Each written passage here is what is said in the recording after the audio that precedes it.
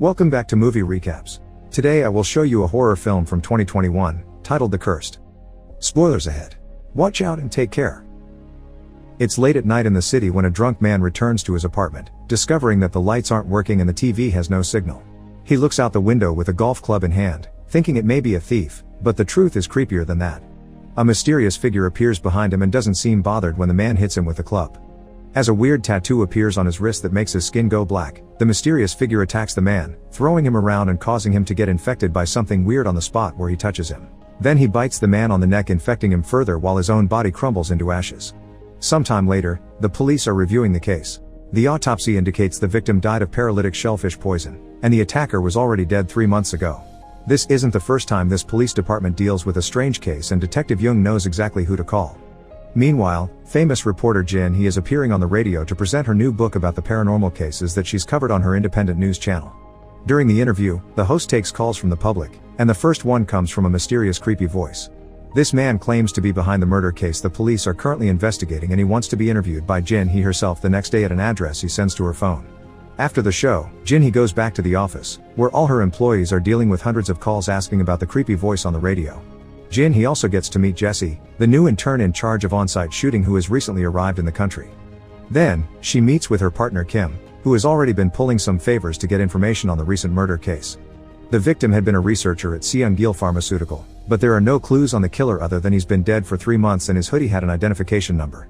Kim has put his hands on a bunch of pictures as well, and Jin Hee gets to see the tattoo on the attacker's wrist, confirming it's the type used to cast a spell.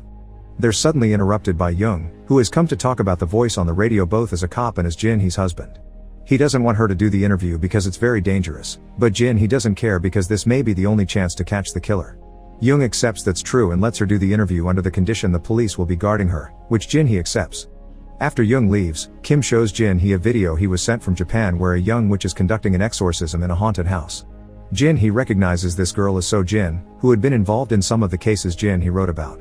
Later, Jin Hee goes to a cafe where she remembers the case she investigated with So Jin and learned about the girl's powers.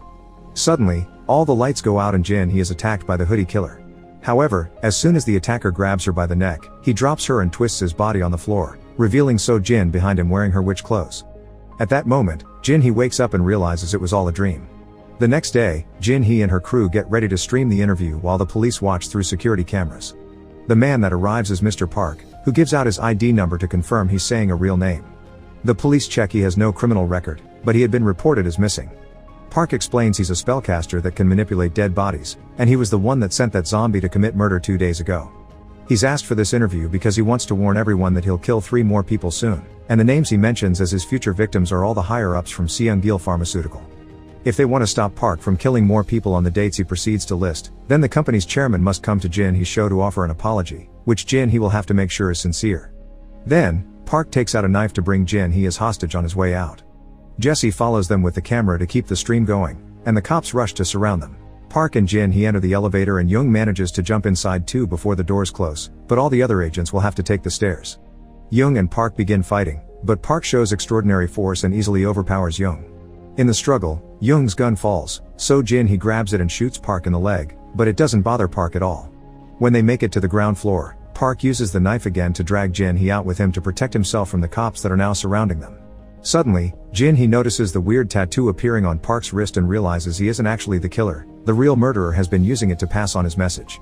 Park is just another zombie that crumbles to dust on the ground. Sometime later, the board members of Seung-gil Pharmaceutical review the interview to decide what to do.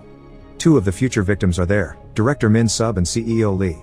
However, Chairman Byun Sung is at his villa recuperating from his blood sugar problems, so his daughter Mi Young is speaking for him. Min Sub is panicking because he was the first one on the list, but Mi Young refuses to call her father to avoid making his health worse. An argument ensues that is interrupted by Lee, who finally speaks up by saying they need to let the cops do their job and that company will assign plenty of bodyguards to Min Sub to keep him safe. After the meeting is over, Jung and his partner Kang ask Lee and Mi Young some questions. Mi Young explains that Park used to be the leader of the new R&D team, but he suddenly disappeared without doing the project handover.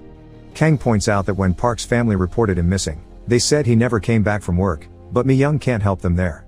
Park used to work at an old company building that is now abandoned, so they don't have any records of his last day on the job. Jung asks Lee what Byun Sung should be apologizing about, but Mi Young doesn't let Lee answer that and just asks the police to do their jobs. Meanwhile, Jin Hee and Detective Yu talk to Professor Tak, an expert on the study of the paranormal. He's researched the tattoo and confirms it's the one used to make zombies. He also points out that only one country uses this kind of design: Indonesia. They have witch doctors known as shamans who have many ways to manipulate bodes, the main one being on the ground where the body died.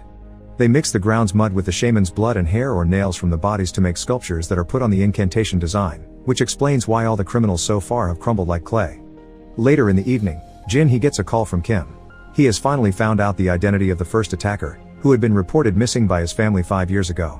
It seems this guy came to the country with a fake passport, so Kim will be interviewing the guy behind that passport tomorrow. The next day at the local prison, Kim visits Huang, the man that provided the fake passport, and Huang accepts to share some information in exchange for cigarettes and a reduced sentence. It turns out Huang also used to work for Seunggil Pharmaceutical, and 6 months ago, the company started secretly recruiting people for clinical trials. This job pays well, and all the recruits wore gray hoodies with a number on them. The research had orders to only recruit bums with no relatives, but there weren't enough homeless people that met the requirements, so Huang began using illegal immigrants. All those people who were around 100 died in a few months. In the meantime, the Seunggil Pharmaceutical headquarters are surrounded by bodyguards and the police to protect Min Sub. This also means lots of reporters are accumulating outside, including Jin Hee and her crew. Soon, a person wearing one of those hoodies approaches the building and the police try to stop them, but it's incredibly easy for the zombie to use their strength to easily beat them all up. Once that's taken care of, the zombie is joined by a whole group of walking bodies. The zombie horde is too big and strong to be stopped by normal men, and they easily break through the guards' line of defense to get inside. Ignoring the bullets shot at them, they begin climbing the stairs, so Young decides to escort Lee and Min Sub out of the building before the zombies reach them. The group makes it to the elevator that will take them to the underground parking lot, and when the zombies notice this, they jump off the stairs to reach the ground floor faster since they can just stand up and put their bones back in place. Seeing the zombies go down, Jin Hee and her cameraman get in their van and go to the parking lot too, where they run over a couple of the creatures. This gives Young's group the chance to get in a car and escape, yet it isn't enough. The zombies just approach the cabs at the nearby avenue and kick the drivers off to take control and go after Young, starting a chase through the city. Jin Hee follows them as well so they can keep recording the whole thing for their stream. After lots of twists and turns, the cabs manage to surround Young's car and the zombies jump on it to try to attack the passengers. Young's car eventually comes to a stop outside a tunnel and the zombies waste no time in dragging Min Sub out to kill him. Lee is spared for now, but in the struggle, Young was scratched and he's now infected. Once the hunt is done, all the zombies crumble into dust. Young is taken to the hospital and put into quarantine, so Jin Hee can only watch him from afar. In the evening, a terrified Lee visits Byun-sung to ask him to apologize so this massacre can be over. However, Byun-sung doesn't regret doing what he considers necessary experiments and decides he'll talk to his daughter first before rushing into an apology because she's the future of the company. Giving up, Lee leaves, bumping into Mi-young on his way out. Lee takes the chance to point out that Mi-young had been the head of that awful trial that she pushed for to get more money after decades of the company only making medicine to help people, which has always been his and Byun-sung's dream.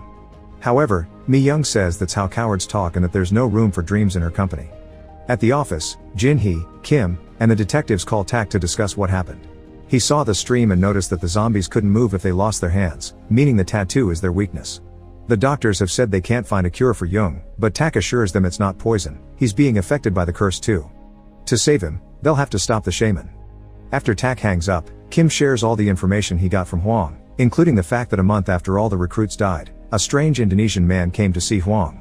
He said his family was working in the company, so Huang sent him to Sea Park to get him off his back. Huang also described this man's clothes as similar to a Taoist priest, which means he must be the shaman. The group's conversation's interrupted by the arrival of Lee, who wants to confess what happened on camera. The project had been an idea from their American investors. The plan was to develop a special poison to use in chemical weapons. He admits the company abused the poor and the homeless, so he's brought a bunch of related documents for the detectives, including a list of the recruits. Before leaving, Lee tells everyone that the chances of Byun-sung apologizing are tiny. Kim realizes the files by themselves are useless because they may have fake names, so they'll need to compare the information with the police's official database to find the shaman's family. At the same time, Jin Hee remembers Tak's explanation of the ritual to summon zombies. If the ground where they died is needed, then the shaman must be at the company's abandoned lab building. The team splits in two then. Kim and Kang will go check the names while Jin Hee and Yu will go to the labs, unaware that a stranger on a bike is following them. Inside the abandoned building, Jin Hee and Yu find a room painted with creepy magic symbols and decide Tak can research them later, not noticing that the paint is moving. When they hear a noise, they go upstairs to check it out and are suddenly attacked by a zombie. Fortunately, Yu reacts quickly and shoots the creature until it loses its hand, but he wastes all his bullets in the process.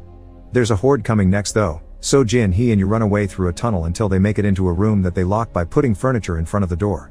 However, there's a zombie there too and it grabs Jin Hee by the neck to kill her, only to be stopped by the stranger from the bike. It turns out this is So Jin, who has finally returned to the country. She uses her powers to destroy the zombie, then she drags Jin Hee and Yu into another room because the horde has managed to break through the flimsy furniture barrier. In this room, So Jin draws a spell on the floor to create an invisibility shield where she and Jin Hee hide, but Yu doesn't make it in time and has to hide behind some furniture. The zombies break in and go after Yu, so Jin comes out after Jin Hee tells her the weakness is the tattoo. By using her powers on that tattoo, it's extremely easy for So Jin to fight the zombies and destroy them one by one. Now that it's truly over, So Jin and Jin Hee reunite with a hug. It's morning by the time they leave the building and So Jin shares what she's been doing all this time. She stayed in Japan for a while before moving to China, where a priest at a temple taught her how to control her powers. The So Jin that Jin Hee saw in her nightmare had truly been her, and after having this vision, So Jin decided to come back to protect Jin Hee. Their conversation is interrupted by Yu, who tells them he's learned Lee has ended things for himself, which has caused Byun Sung to accept to do the apology. Jin Hee rushes back to the city but So Jin decides to stay with Yu because she's sure her powers will be of help. The interview will be done at the Seung-gil Pharmaceuticals building, although Jin Hee still brings her team with her. After Jessie fixes the podium, Byun Sung comes in and apologizes to the general population for the recent incidents, promising to be a more responsible company from now on. However, the shaman wanted an apology for the trial victims and their families, not for the population, and Jin Hee reminds Byun Sung of this. The chairman isn't sure about that, but Mi-young tells him to do it to get this over with. Byun Sung sounds like a robot when he speaks because he doesn't actually mean the apology, and Jin Hee refuses to upload such a poor attitude, which starts an argument with Mi-young.